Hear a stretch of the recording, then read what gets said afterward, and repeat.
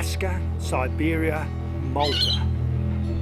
3 mass slaughter sites, sites littered with carcasses and skeletons. Some are petrified as rocks, others invaded, buried in limestone, some entombed in bitumen, still more buried in ice and peat box. Their instantaneous end was horrific. Some are impeccably preserved, but the vast bulk are shattered and dismembered by forces so potent we don't see them today. We are naive to these mysterious powers. Last mass extinction was not so long ago, perhaps only 3,500 years ago, and it's etched in mankind's mythology. Let's chase this mystery. Carly and I had already visited the La Brea tar pits, where mammoths are, and also the Snowmass, Colorado site, where the mammoths are buried in peat bogs. But I wanted to get a good look at the limestone site that Dr. Larry Ackenbroad invited us to in South Dakota. This is Hot Springs. And it was a conspicuous high knob here in the area, and he was leveling that down. Right. They took maybe 10 feet off the top of the knob, and the bulldozer operator looked behind him, and there were big bones sticking out everywhere he'd been. Right, and it's an incredible site. Now we're talking about roughly, I've got to think in terms of feet, it's about 100 foot by about 80 foot, something like that. About 125 by 100. Yeah. It's kind of an ellipse. And although this is a mammoth site, in actual fact there's a number of species in situ here, isn't there? Right. The mammoth kind of dwarf everything else. Yeah, well that's what everyone loves, the mammoths, don't they? Yeah, it seems to be the one that catches the So what have we've got mammoths, we haven't got mastodons, but we do have the larger mammoths, the Columbian mammoths. And what other sort of species, just give us a rough rundown. We've got what they call Camelops hesternus, yesterday's camel. Yeah. We've also got a camelid, a llama, or llama to gringos, and we've got short-faced bear, wolf, coyote, possibly a shrub ox.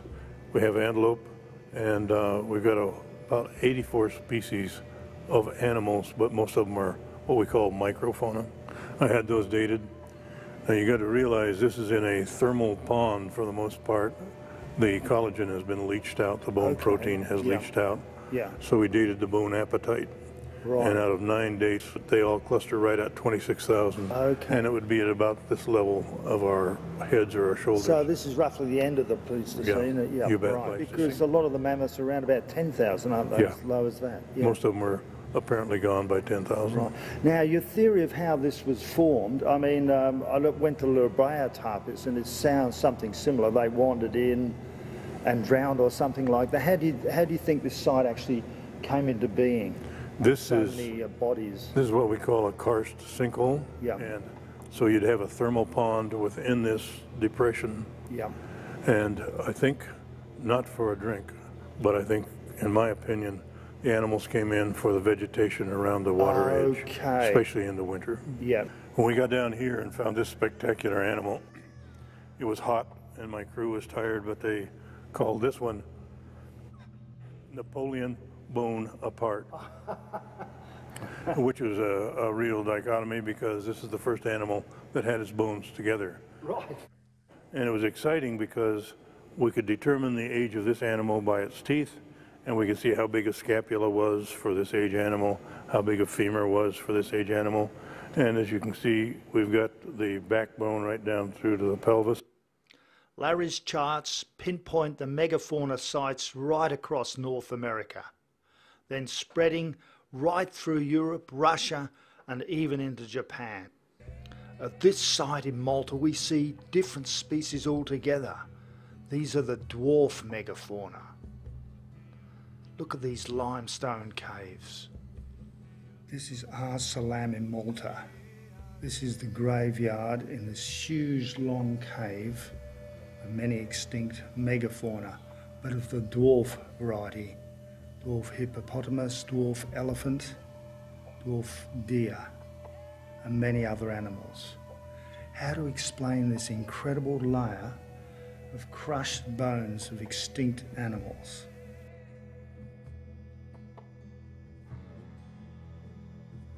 An incredible number of sites, and each site with a different story. But what was the agent that caused this mass destruction? Traditional science claims it was a slow process. In the tar pits of La Brea, mammoths wandered into the goo, got stuck and died.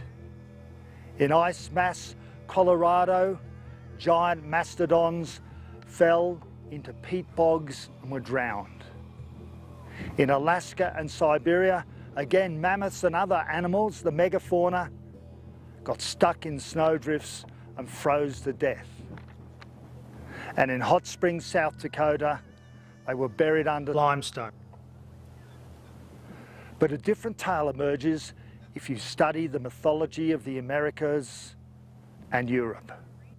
We'd already discussed with Adrienne Mayer the mythology of the first American peoples. She'd found it amazing the part that the cosmic thunderbolt played in the destruction of the megafauna.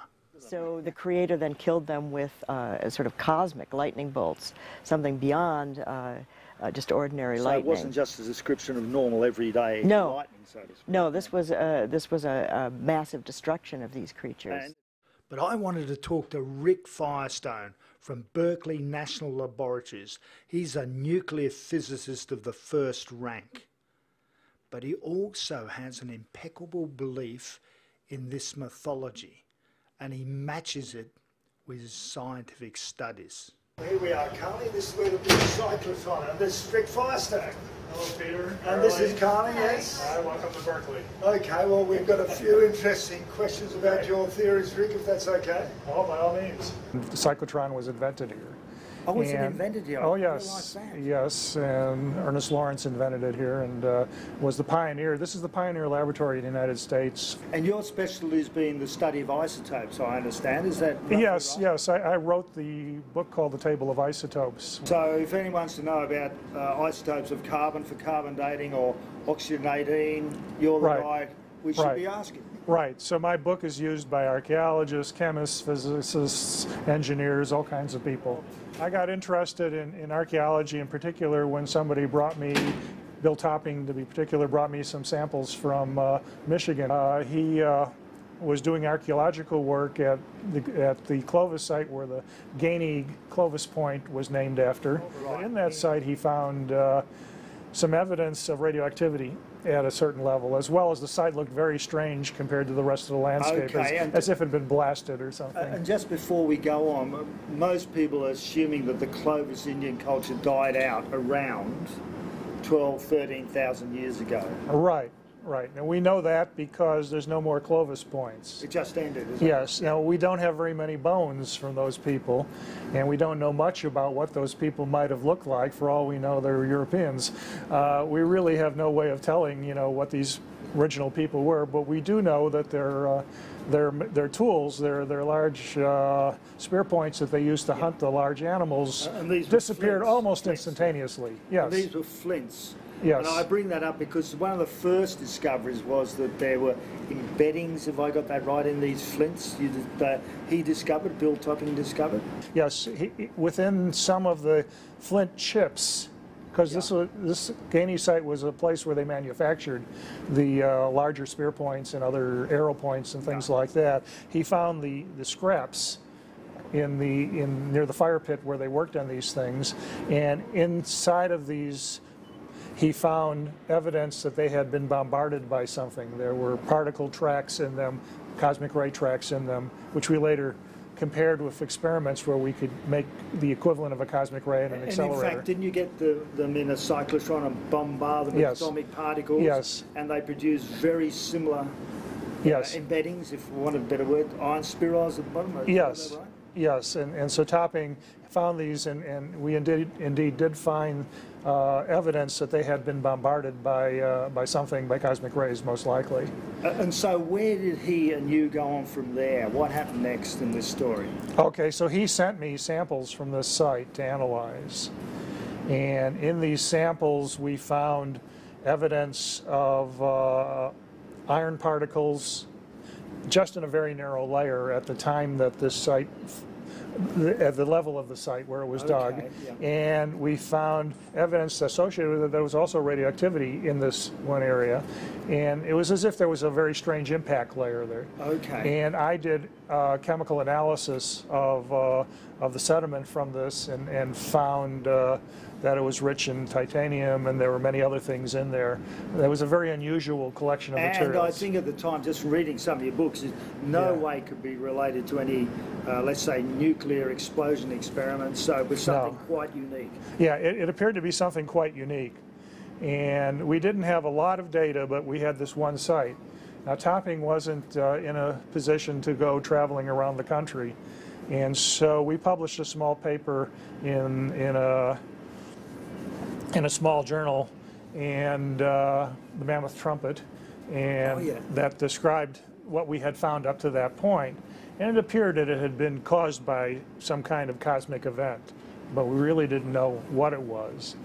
And then about 2 years later, I met another collaborator, Alan West from Arizona, who had the ability and the funds to travel and collect more samples. He was retired and able to work full-time on this project. Well, retirees seem to get the most work done. That's right, that's right. He wasn't encumbered by anything else.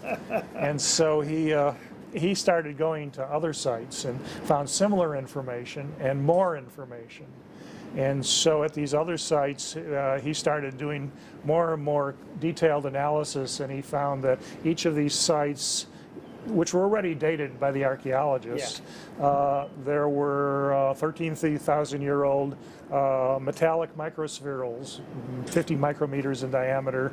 And when you say metallic, are we talking about iron? We're talking about... Well, it was mostly iron and titanium. The titanium is a very unusual composition. But they were very round spherules, and you don't find these in the other layers of sediment. So they were peaking just at this one date, as if they'd been deposited there at this one time.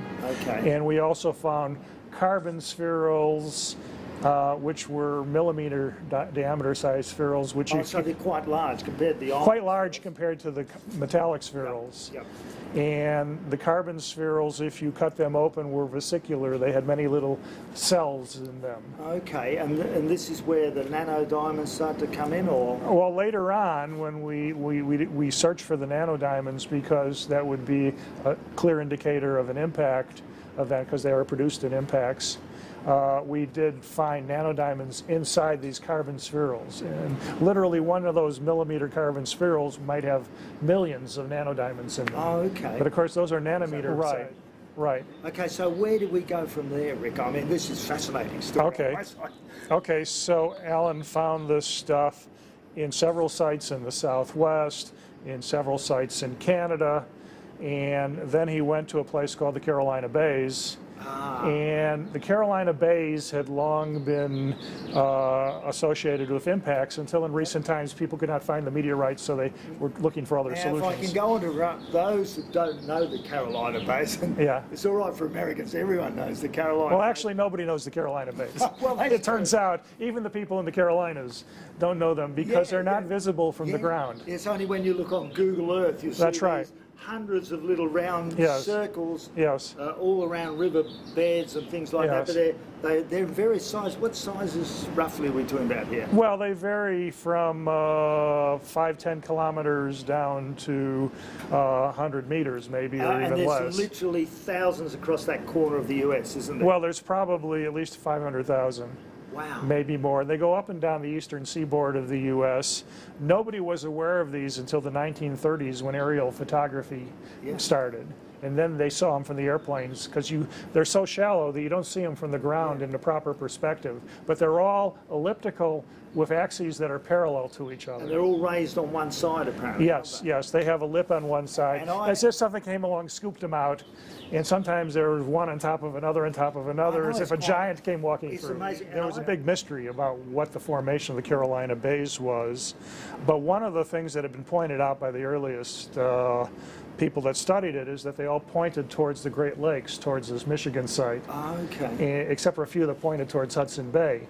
So if you went north or south, the axes shifted slightly. as if they were all pointing towards some event that happened far away. Okay. Yeah. And so our hypothesis became that these were formed by the shock wave, the wind that followed a large impact. Okay. And so that actually coincides with the most prevalent current theory that they were formed by a substantial windstorm of some kind. Okay. So actually the people who don't believe that there might be an impact still believe there was a wind. And a Okay, very so unusual they go- wind from an unusual direction. Right. Right. Yeah. Right. So we excavated the Carolina bays and we found the same things that we found at all these other sites, which were found in only a centimeter or two of sediment out of the entire depth of the site. In the Carolina bays, which were, you know, meters in depth, we would find it distributed throughout the bays as if something had come through and mixed all this stuff together and stuffed it in there.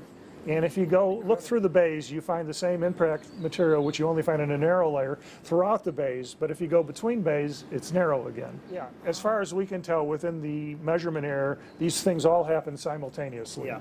The mammoths were gone, the other large animals were gone, and you could explain it all by an impact. Okay. And I should also mention that in many of the sites there was a black mat. Well, just stop there a second. Okay. Now, I heard you talking, because we do look at other things, about Yeah. this black mat. And so that people don't get it wrong, it's not necessarily a black mat. There's many different materials. Is that right? Or Well, that's right. The black mat itself, which isn't every site. Yeah. It's in sites that were probably wet at that time. The black mat appears to be in part an algal mat, but it also contains burned material, probably. Okay, so it's a vegetative Charcoal. match as well. Yes, it's a mixture of things, and it starts out as a very dark black mat, Yeah. and then it gets progressively lighter over the next 1,000 years of deposition as if things continued to come in afterwards. I went out with Rex Watson. His company drills for uranium, gold, water in many parts of Australia, particularly around the Murray-Darling Basin. I was interested if he'd found any evidence of these carbonaceous layers or black mat that Rick had talked about. Each one of those piles represents 1 metre of penetration into the earth. So typically each row is about 30 metres, representing the formations as we go down to give us a physical record. So what are we seeing here? We're seeing clay, then it's turning to what? Well, we're going through clays and silts, and then we're going to sand groups that are our aquifer material. And that's this one down. So this white sand down here, Okay. we're going down to about 120, we'll start looking again. Yep. Typically this hole will go to about 140 metres and bottom out onto some kind of carbonaceous material. But yeah, we should have about 20 metres of nice sand to work with between 120 and 140 metres. And what's this carbonaceous material you mentioned? What sort of stuff is it roughly? It's a black clay with what I would know as rotting down vegetable matter. Okay, like even tree roots and things. Well, yeah, sometimes you can see leaves interwoven in it, and can range into even some hard, quite woody looking stuff, yeah. This black mat was, I think, discovered by Vance Haynes, University of Arizona, at some of the sites. In fact, Vance Haynes took us to the Murray Springs site, for example, Okay. and gave us the permission to dig there.